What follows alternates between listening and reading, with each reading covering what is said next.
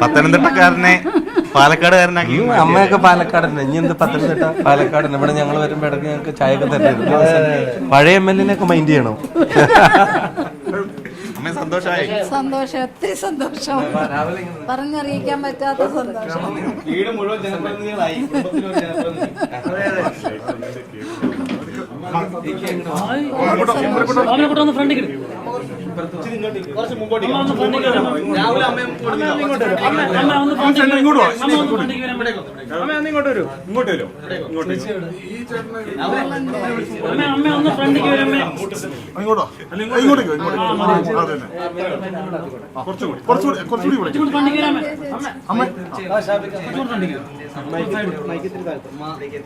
പത്തനംതിട്ട നിർത്തി പാലക്കാട് MLA അമ്മയായി. വളരെയധികം സന്തോഷം. അതിന് ഞാൻ നന്ദി പറയുന്നത് പാലക്കാട്ടെ ജനങ്ങൾക്കാണ്. പിന്നെ അവനെ ഈ ഒരു സ്ഥാനത്തേക്ക് എത്തിച്ച അവന്റെ പ്രസ്ഥാനത്തോട് ഞങ്ങളുടെ ഇന്ത്യൻ നാഷണൽ കോൺഗ്രസിനോടും. അതെന്തായാലും ഒരു ടെൻഷൻ ഉണ്ടാവാതിരിക്കത്തില്ല, ഞാനൊരു അമ്മയല്ലേ. അപ്പൊ അതിന്റെ ചെറിയ ടെൻഷൻ ഉണ്ടായിരുന്നു. ഇല്ലെന്ന് പറഞ്ഞാൽ നിങ്ങൾ പറയാം എന്തായാലും അത് കള്ളമാണെന്ന്. ഓക്കെ, ഇവിടെ തന്നെ ഉണ്ടാവല്ലോ പാലക്കാടിന്റെ വീടത്തോടെ കൂടുതലേ. ഇത് വാടക ഫ്ലാറ്റ് ആണ്, ഇനിയിപ്പോ പുതിയ വീട് എടുക്കും. മനോരമ പൈസ തരേണ്ടി വരും. അത് വിഷ്ണു കഴിഞ്ഞ പ്രാവശ്യം വന്നപ്പോഴേ എന്നോട് പറഞ്ഞു ആഡംബര ഫ്ലാറ്റാണ് അവിടെ ഇരിക്കണേന്ന് പറഞ്ഞു. പക്ഷെ ഫ്രിഡ്ജും TV ഒന്നുമില്ല. ഉറപ്പായിട്ട് അത് വിശ്വാസിന്റെ കാര്യം പരിഹാരം ഉണ്ടാക്കും. രാവിലെ ഇനി എങ്ങനെയാണ് ഇവിടെ പുതുതായിട്ട് വീടെടുക്കുക, അതോ ഈ ഫ്ലാറ്റിൽ തുടരും? എന്താണ് തുടരും? പിന്നെ MLA ഓഫീസൊക്കെ തുടങ്ങാനുള്ളത്, അതോ ഷാഫിയുടെ ഓഫീസിൽ തന്നെ? ഇല്ല, പുതിയ ഓഫീസായിരിക്കും. ഇല്ല, അതിനിപ്പോ ഞാൻ വിചാരിച്ചാൽ പോലും അങ്ങനെ ഈ നാട്ടിൽ നിന്ന് കെട്ടിയിട്ടിക്കാൻ പറ്റുന്ന ഒരു പ്രതിച്ഛായല്ല ഉള്ളത്. അപ്പൊ അതുകൊണ്ട് അത് നടക്കില്ല, നടത്താൻ ഉദ്ദേശിക്കുന്നുമില്ല. എന്തായാലും എത്രയും പെട്ടെന്ന് തന്നെ ഓഫീസ് എടുത്ത് പ്രവർത്തനം ആരംഭിക്കും. അമ്മയുടെ ഒരു ചോദ്യം, കഴിഞ്ഞ തവണ ബർത്ത്ഡേ ആഘോഷിച്ചപ്പോഴേ പാർട്ടി പ്രവർത്തകരും പറഞ്ഞിരുന്നു അടുത്ത തവണ രണ്ടാളും കൂടി വരണം.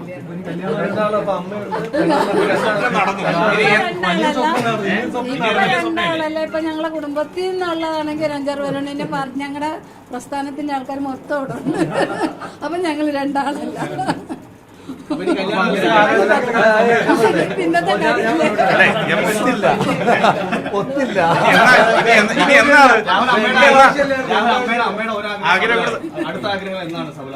അമ്മയുടെ ഇപ്പൊ രണ്ടാമത്തെ ആഗ്രഹം ഫ്രിഡ്ജാണല്ലോ. എന്താ അടുത്ത ആഗ്രഹം സത്യപ്രതിജ്ഞ, സ്പീക്കറാണ് ഡേറ്റ് തീരുമാനിക്കുന്നത്.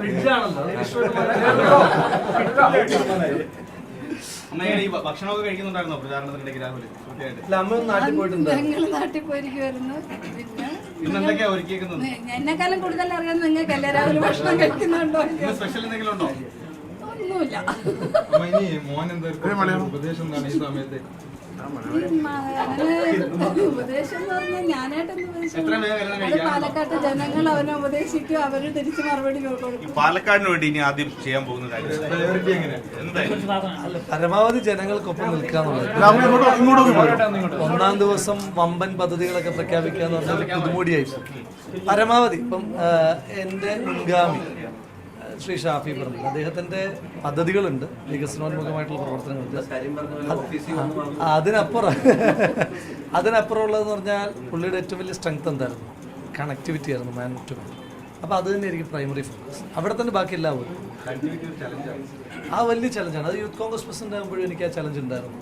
കാരണം പിന്നെ ഷാഫി പറമ്പിലിനെ പോലെ ക്രൗഡ് പുള്ളറായിട്ടുള്ള ഒരാളിൽ നിന്നാണ് യൂത്ത് കോൺഗ്രസ് പ്രസിഡൻഷിപ്പ് ഏറ്റെടുക്കുന്നത്. ഇപ്പം MLA ആകുമ്പോഴും അത് ആ ഒരു കുറെയൊക്കെ പഠിച്ചെന്ന് തോന്നുന്നല്ലേ? ഭയങ്കരമായിട്ട് പറയുന്നുണ്ട്.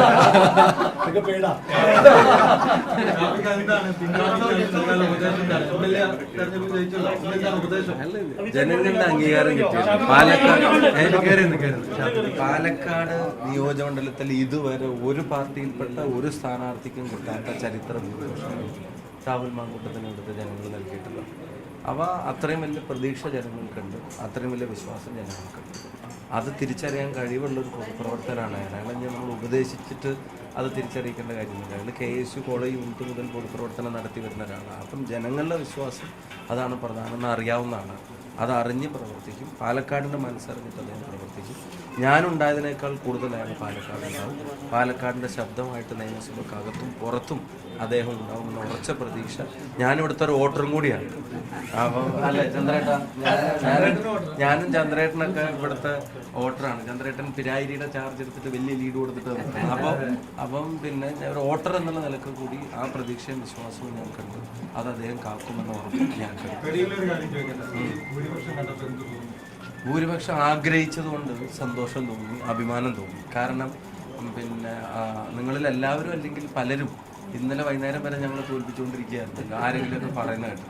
അപ്പോഴും ഞങ്ങൾക്ക് ഇവിടുത്തെ ജനങ്ങളുടെ ഫീഡ്ബാക്ക് കൊണ്ട് ഞങ്ങൾ പറയുന്ന കാര്യങ്ങൾ അത് ഞങ്ങളുടെ പ്രതികരണം മാത്രമാവുകയും ഞങ്ങൾക്കെതിരെ പറയപ്പെടുന്ന കാര്യങ്ങൾ വലിയ ചർച്ചയുടെ പോയിന്റാക്കി മാറ്റി അതിൽ നിന്ന് പിന്നെ ഇംപ്രവൈസ് ചെയ്ത് ഡെവലപ്പ് ചെയ്ത് ലോജിക്കുകളും ഇല്ലോജിക്കലായിട്ടുള്ള കാര്യങ്ങൾ ലോജിക്കായിട്ട് അവതരിപ്പിച്ച് പലതരത്തിലുള്ള അപ്പം ശീലമായി വടകരയിലൊക്കെ കണ്ടതായതുകൊണ്ട് പാലക്കാട് ശ്രീകണ്ഠൻ്റെ കാര്യത്തിൽ കണ്ടതായതുകൊണ്ട് എന്നാലും അത്രയും ജനങ്ങളുടെ ഒരു പൾസും അവരുടെ റെസ്പോൺസും പിന്നെ മനസ്സിലാക്കാത്ത പല പ്രതികരണങ്ങളും ഉണ്ടായിരുന്നു. പിന്നെ സത്യം തുറന്ന് പറഞ്ഞാൽ ഈ തെരഞ്ഞെടുപ്പിൽ മീഡിയയിൽ പല മീഡിയകളും കൊടുത്ത സ്പേസ്, വാർത്തക്ക് കൊടുത്ത സ്പേസ് എത്രത്തോളം അതിൻ്റെ വെറുത്തായിരുന്നു എന്നുള്ളത് മാധ്യമങ്ങളും ആലോചിക്കേണ്ട കാര്യമുണ്ട്.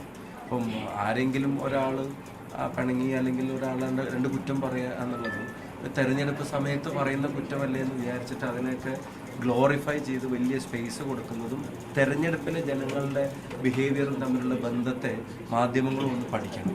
എന്നിട്ട് ആർക്കാണോ അത്തരം സ്പേസിൻ്റെ വെറുത്തുള്ളത് അവർക്ക് കൊടുക്കണം എന്നുള്ളത് ഒന്ന് പിന്നെ പറയാം. പല രാഷ്ട്രീയ പാർട്ടികളും മാധ്യമങ്ങളെ ബഹിഷ്കരിക്കുന്ന സമീപനമൊക്കെ സ്വീകരിച്ചിട്ടുണ്ടായിരുന്നു. പക്ഷെ യഥാർത്ഥത്തിൽ ഞങ്ങളോട് കാണിച്ചത് വെച്ചിട്ടാണ് ഞങ്ങളെ എല്ലാ ദിവസവും ബഹിഷ്കരിക്കേണ്ടതായിരുന്നു. ഞങ്ങളാരെയും അങ്ങനെ ഒരു സമീപനം സ്വീകരിച്ചിട്ടില്ല. ജനാധിപത്യത്തിൽ ഇതൊക്കെ ഉള്ളതാണ്. പക്ഷെ വ്യക്തിപരമായി രാഹുലിന് നേരെ ഉണ്ടായിട്ടുള്ള വ്യക്തിയാധിക്ഷേപം അതിന് എക്സ്ട്രീമായിരുന്നു. ഞങ്ങൾ ആരും മത്സരിച്ച സമയത്ത് ഞങ്ങൾക്ക് ആർക്കും നേരിടേണ്ടി വന്നിട്ടില്ലാത്ത ഞാൻ രാഹുലിനെ അഭിനന്ദിക്കുകയാണ്. കാരണം ആരുടെയും സമനില തെറ്റുന്ന വ്യക്തിയാധിക്ഷേപത്തിൽ സമചിത്തതയോടുകൂടി അതിനെയെല്ലാം നേരിട്ടു എന്നുള്ളതാണ്. എനിക്ക് വ്യക്തിപരമായി മറ്റൊരു സന്തോഷം കൂടിയുണ്ട്. മറ്റൊരു സന്തോഷമുള്ളത് ഞാൻ KSU പ്രസിഡൻ്റായ സമയത്ത് KSUവിൽ ലീഡർഷിപ്പിലേക്ക് വന്ന ആളാണ് ഷാഫി പറമ്പിൽ പിന്നീട് നിയമസഭയിലെത്തി. എൻ്റെയും ഷാഫിയുടെയും കൂടെ ഞങ്ങളുടെ കൂട്ടത്തിൽ KSU ആയി വന്ന ആളാണ് പിന്നെ രാഹുൽ ഇപ്പോൾ നിയമസഭയിലെത്തി. ഇവരുടെ കൂട്ടത്തിൽ നിന്ന് ആദ്യ നിയമസഭയിൽ പോയത് ഞാനാണ് 2006. 11 ആയപ്പോഴത്തേക്ക് ഹൈബി, സാദത്ത്, ബൽറാം, അങ്ങനെ ഒരു ഷാഫി എല്ലാം ഒരു സംഘം നിയമസഭയിലെത്തി. 16 റോജി അടക്കമുള്ള ഒരു സംഘം വന്നു. തൊട്ട് മുമ്പ് ചാണ്ടി വന്നു, ഇപ്പോൾ മാത്യു വന്നു, സനീഷ് വന്നു.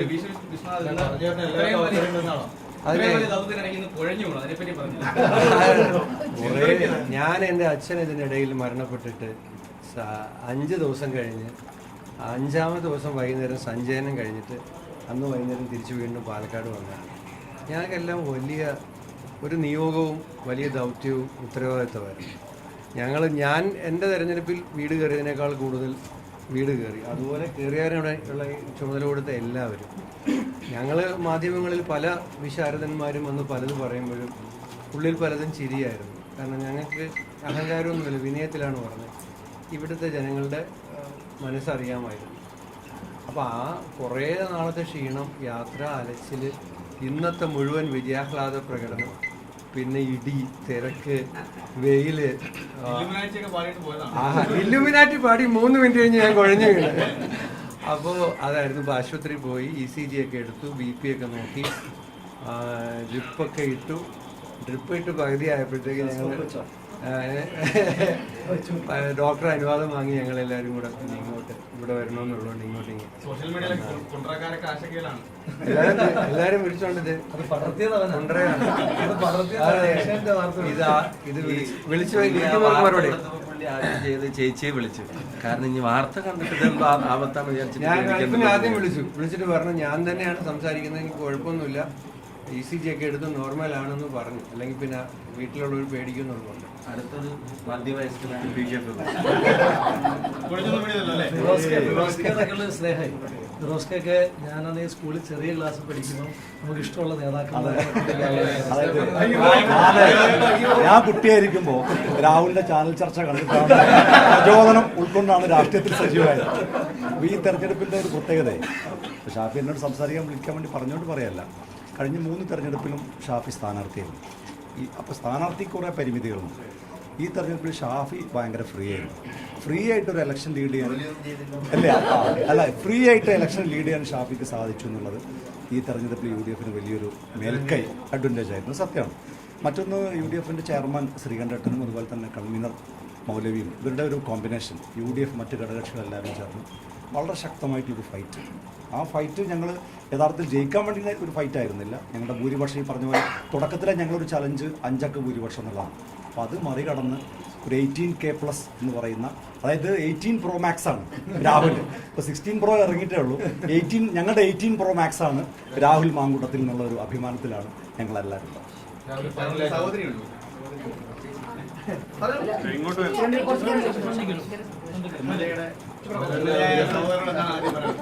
ഒന്നുമില്ല, നന്നായി പ്രവർത്തിച്ചു. ഒന്നുമില്ല, ഭയങ്കര സന്തോഷം. പ്രാർത്ഥന മാത്രം. അമ്മയ്ക്ക് ഒരിക്കൽ കൂടി ഒരു അവസരം തരികയാണ്. എല്ലാവരും കേൾക്ക് എന്താ MLA ആയ മകനോട് അവനെന്തോ ടെൻഷൻ പോലെ അമ്മ എന്തോ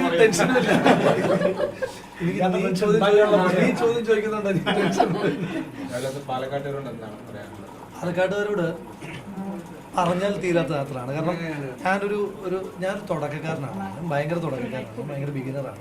അപ്പം ഇപ്പം ഞാൻ വന്നിറങ്ങുമ്പം എനിക്ക് നേരിടേണ്ടി വന്നിട്ടുള്ള സാഹചര്യങ്ങളൊക്കെ നിങ്ങൾക്കറിയാം. അപ്പോൾ ഇപ്പം ഇവരൊക്കെ എന്ന് പറഞ്ഞപ്പം ഇപ്പം വിശ്വട്ടൻ കൊല്ലം ജില്ലക്കാരനല്ല, എൻ്റെ തൊട്ട് പഞ്ചായത്താണ്. അപ്പോൾ നമ്മൾ കുട്ടിക്കാലം തൊട്ട് നമ്മൾ ഇപ്പം എന്നാ ഏജ് ഡിഫറൻസ് പറയില്ല, കുട്ടിക്കാലം തൊട്ടേ നമ്മളിങ്ങനെ വിശ്വട്ടൻ്റെ വളർച്ചയൊക്കെ കാണുമ്പോൾ ഇങ്ങനെ ഭയങ്കര വിശ്വട്ടൻ KSU പ്രസിഡന്റ് ആവുന്നു, നിയമസഭാ സാമാജികനാകുന്നൊക്കെ പറയുമ്പം നമുക്ക് ഉള്ളിലൊരു സന്തോഷമാണ്. അപ്പം അങ്ങനൊരു പദവിയിലേക്ക് ഒരാൾക്ക് എത്താൻ, എന്നെ പോലും സാധാരണക്കാരന് എത്താൻ പറ്റുമ്പം അത് പറഞ്ഞറിയിക്കാൻ പറ്റാത്ത വൈകാരികത അതിനകത്തുണ്ട്. അത് പറഞ്ഞ് ഞാൻ ഇതിലേക്ക് പോകുന്നില്ല. അപ്പോൾ ഞാൻ പറഞ്ഞത്, അപ്പം എനിക്ക് പാലക്കാട് അവസരം കിട്ടുന്നുണ്ട്. അപ്പോൾ ഇവിടെ തുടക്കത്തിൽ ഞാൻ പാലക്കാട്ടേക്ക് മത്സരിക്കാൻ വരുമ്പോൾ തന്നെ ആദ്യത്തെ എസ്റ്റാബ്ലിഷ്മെൻ്റ് വരുത്തനാണ്. എത്ര ദൂരെയാണ്, ജനങ്ങളുടെ മനസ്സിലേക്ക് ഇങ്ങനെ അടിച്ചേൽപ്പിക്കുകയാണ് ഇല്ലാത്ത. പിന്നെ തെക്കൻ എന്നുള്ള വിളി അതൊക്കെ പറയുന്ന ഉത്തരവാദിത്തപ്പെട്ട നേതാക്കന്മാർ തന്നെ പറയുന്ന വിഷയമുണ്ട്. അപ്പം അതൊന്നും മൈൻഡ് ചെയ്യാതെ എനിക്കെതിരെ എന്തൊക്കെയാണ് പറഞ്ഞത്, കള്ളപ്പണക്കാരൻ വരെ ആക്കിയില്ലേ. കള്ളപ്പണക്കാരൻ എന്ന് പറഞ്ഞു കഴിഞ്ഞാൽ രാജ്യദ്രോഹ കുറ്റമുള്ളൊരു കേസല്ലേ. നിങ്ങൾക്ക് ആ ബാഗേ ഒരു 40 ലക്ഷം രൂപ വെച്ചിട്ട് അത്ര ഈസി ആയിട്ട് ആ ബാഗ് ഒന്ന് ഉരുട്ടി കാണിച്ചു തരാമോ? ഞാൻ വെല്ലുവിളിക്കുവാണ്. ഞാനേ 17 കൊല്ലം LIC ക്യാഷ് എണ്ണിയ ഒരു വ്യക്തിയാണ്, അറിയോ? 17 Kollam Kottarakkara branch LIC of ഇന്ത്യയുടെ മെയിൻ ബ്രാഞ്ചായ ഒരു ബ്രാഞ്ചിലെ ക്യാഷ് എണ്ണിയ ഒരു വ്യക്തിയാണ്. നിങ്ങൾക്ക് അതിനകത്തൊരു 40 ലക്ഷം രൂപ വെച്ച് ഇത്ര ഈസി ആയിട്ട് ആ ബാഗ് ഒന്ന് ഉരുട്ടി കാണിക്കാൻ പറ്റും? എന്നോട് ആ ചർച്ച വന്നപ്പോൾ തന്നെ എന്നോട് പറഞ്ഞൊരു പോയിന്റ് അമ്മ. അപ്പൊ ഈ ഫെന്നി ഇങ്ങനെ ഉരുട്ടിക്കൊണ്ട് പോകുന്ന ഒരു ഈസിനെസ് ഉണ്ടല്ലോ. അപ്പൊ അമ്മ ക്യാഷിലായിരുന്നു. അപ്പൊ അമ്മ എന്നെ വിളിച്ചിട്ട് പറഞ്ഞു, ഞാൻ പിന്നെ അത് പറഞ്ഞില്ല. അമ്മ എന്നെ വിളിച്ചിട്ട് പറഞ്ഞു, അവരോട് പറയണം ഈ ഡമ്മിയൊക്കെ വെച്ചല്ലോ, അത്രയും വെയിറ്റ് ഈ ഇപ്പോൾ ആ പെട്ടിക്കകത്ത് താങ്ങുന്ന നോട്ടിൻ്റെ വെയിറ്റ് ഒന്ന് വെച്ചിട്ട് അങ്ങനെ ഒന്ന് കറക്കി കൊണ്ടുപോകാൻ പറ്റുമോ എന്ന് അവരോടൊന്ന് കാണിക്കാൻ പറഞ്ഞു. ബാക്കിയെല്ലാം ഇങ്ങനെ ഡമ്മി ചെയ്തല്ലോ എന്ന് പറഞ്ഞു. അപ്പോൾ ക്യാഷിലൊന്നും എക്സ്പെൻസ് ഞാൻ പറഞ്ഞു. അങ്ങനെ ഒരു ആരോപണം ഉണ്ടായി. അപ്പോൾ ആ ആരോപണമൊക്കെ വരുമ്പം ഒരു തുടക്കക്കാരൻ നല്ല സ്വാഭാവികമായിട്ട് നമുക്ക് ചില പതർച്ചകൾ ഉണ്ടാകുന്ന സാഹചര്യം. പക്ഷെ അപ്പോഴൊക്കെ നിങ്ങളെയാണ് രാവിലെ കാണുന്നത്, നിങ്ങളെല്ലാം വന്ന് ഈ ചോദ്യങ്ങളാണ് ചോദിച്ചത്. നിങ്ങളാരും കുറ്റം പറയരുത്, നിങ്ങൾ ഈ ചോദ്യങ്ങളാണ് ചോദിക്കുന്നത്. അപ്പോൾ സ്വാഭാവികമായിട്ട് നമ്മൾക്ക് തന്നെ ഇതൊക്കെയാണോ ആളുകൾ ചിന്തിക്കുന്നത്, ചർച്ച ചെയ്യുന്നത്, ഇതൊരു കൺസേൺ ആകുമോ എന്ന് കരുതിയിട്ട് നിങ്ങളുടെ അടുത്തുനിന്ന് മൈക്കിൻ്റെയും ഫ്രെയിമിൻ്റെയും മുന്നിൽ നിന്ന് മാറിയിട്ട് ആദ്യം കാണുന്ന പാലക്കാടുകാരൻ തരുന്നൊരു സ്നേഹം. ഈ ട്രോളി വിവാദം ഉണ്ടായതിൻ്റെ പിറ്റേ ദിവസം വൈകുന്നേരം ഞാൻ ഇവിടെ ഒരു ചായക്കടയിൽ പോയി. അപ്പോൾ ഇങ്ങനെ ചായക്കടയുടെ ബില്ല് കൊടുക്കാൻ നേരം അപ്പം അവരിങ്ങനെ തമാശയായിട്ട് പറയാം, ട്രോളിയിൽ നിന്ന് നമ്മുടെ കൂടെ പൈസ കൊടുക്കും എന്നൊക്കെ പറഞ്ഞ് അത്ര ലൈറ്റായി തമാശയായിട്ട് അവരെടുക്കുന്നൊരു സാഹചര്യമുണ്ട്. ആ സ്നേഹമാണ് പാലക്കാട്. അതിന് ലൈഫിലോ ഒരു പാലക്കാടുകാരനായി ഇവിടെ നിന്നുകൊണ്ട് അതിൻ്റെ ഒരു കടം വീട്ടുക എന്ന് ഉത്തരവാദിരിക്കും. മറ്റൊരു പ്രധാന വിവാദം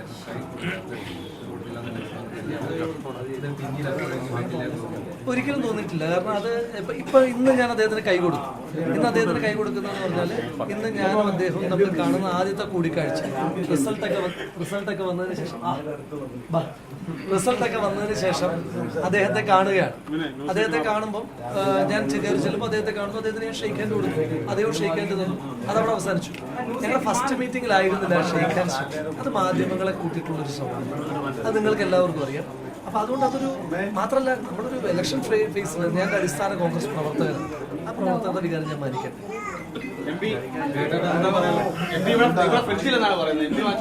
ഫ്രിഡ്ജോ ഇനി MLA-ക്ക് ആരൊക്കെ എന്തൊക്കെ മാറ്റോ അയാൾക്ക് കിട്ടുന്നതിൽ ഒരു അംശം എനിക്ക് തന്നാവും. ഫ്രിഡ്ജോ മിക്സിയോ എന്തൊക്കെയല്ല. എന്തായാലും സ്വന്തമായിട്ടൊരു വീടായാലേ പാലക്കാട്ടുകാരനായല്ലോ. എല്ലാ പാലക്കാട് ജനങ്ങളെ കൂടിയിട്ട് പാലക്കാട്ടുകാരനാക്കിയല്ലോ. വളരെ സന്തോഷം. അതാ അദ്ദേഹം ഷാഫിയെ പോലെ ജനപ്രിയനായിട്ട് ഈ പാലക്കാടിനെ സേവിക്കണം. അവിടെ ഉണ്ടായിരുന്നോ? കാണാതെ പറഞ്ഞു പോയത്. എന്തായാലേ എല്ലാ പുകമറകളും വിവാദങ്ങളും അവസാനിച്ച് ഒരു ക്ലീൻ സ്ലേറ്റിൽ പാലക്കാട് രാഷ്ട്രീയം തുടങ്ങണമെന്നാണ് ആഗ്രഹിക്കുന്നത്. ഈ വിവാദങ്ങളൊക്കെ ഒരു തെരഞ്ഞെടുപ്പിനുണ്ടാക്കി വ്യക്തിഹത്യ നടത്തി അതൊന്നും സമൂഹത്തിൽ ഭിന്നത നടത്തി അതൊന്നും ഞങ്ങളുടെ നയമല്ല. അപ്പോൾ ഞങ്ങൾക്ക് ആഗ്രഹം ഇവിടെ പാലക്കാട്ടുകാരുടെ സൗഹൃദവും സ്നേഹവും സന്തോഷവും നന്മയും തുടരണമെന്നാണ്. അതിന് പറ്റിയ ഒരു MLA ആയിരിക്കും, ജനപ്രതിയായിരിക്കും രാഹുൽ എന്ന് ഞങ്ങൾക്ക് ഉറപ്പുണ്ട്.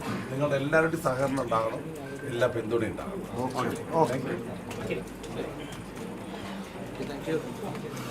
നിങ്ങളോട്